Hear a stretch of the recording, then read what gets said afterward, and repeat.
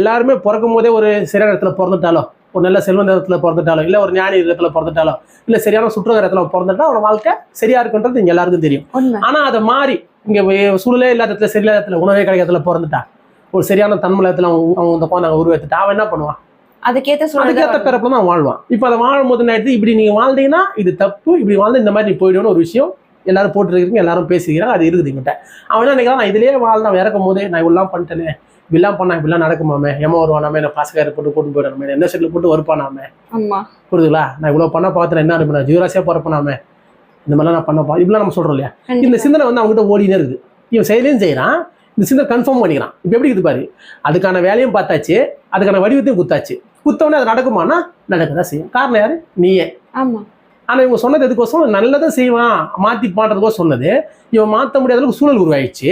உருவானதால அதை செய்யறான், செஞ்சு இதே நடக்கும். எப்படி நடக்கிறது இவன் டிசைன்